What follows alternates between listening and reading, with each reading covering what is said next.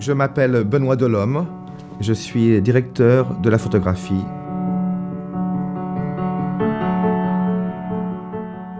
Mon rapport aux caméras, bien sûr, a changé du fait qu'on est passé du film au digital. J'adorais les caméras films physiquement, simplement être collé à l'œilleton de la caméra, la vibration quand quand le moteur tournait, la caméra était une sorte d'être humain.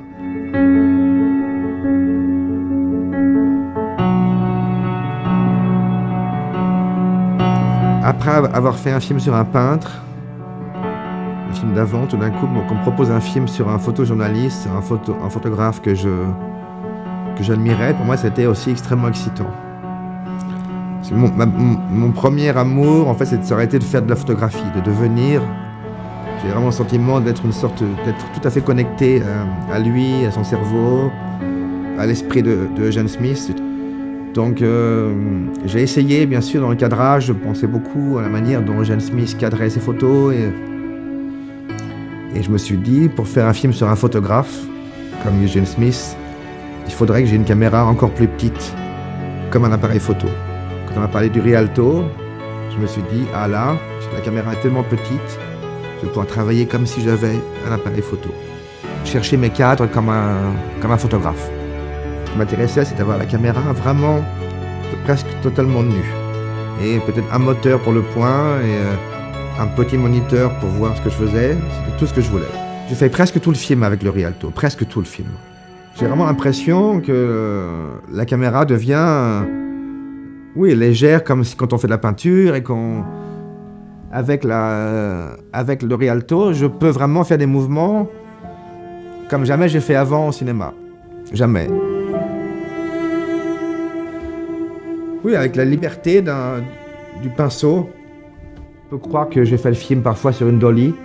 J'ai fait quasiment tout le film, la caméra à la main, dans mes mains, sans aucun système anti-vibration.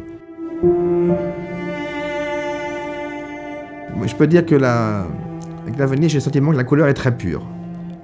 Et après, c'est à moi de leur redonner un peu des choses, de teintes, une personnalité, de mélanger des teintes dans la couleur. Mais j'ai le sentiment que cette caméra m'accompagne parfaitement dans la couleur que j'ai envie de voir. Le rendu des peaux, les teintes fortes, les teintes pastel, les teintes extrêmement proches de comment moi je vois les couleurs dans la vie. Après, le fait que la caméra était très très sensible, qu'il y avait cette position de 1500 ASA, sans bruit, très propre, avec des noirs très purs, enfin ça je ne connaissais pas. C'est une caméra qui va avec ma manière d'éclairer. Ah, ça va dans le sens, dans ma manière d'éclairer les gens.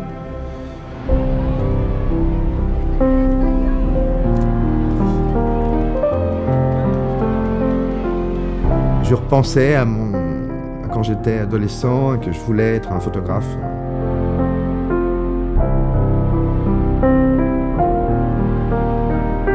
Faire un film sur ce sujet-là, pour moi, c'était quelque chose de très important.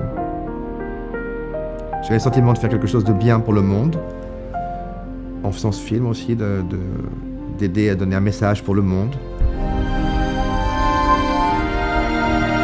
pour l'environnement, pour la protection du monde, des gens, voilà.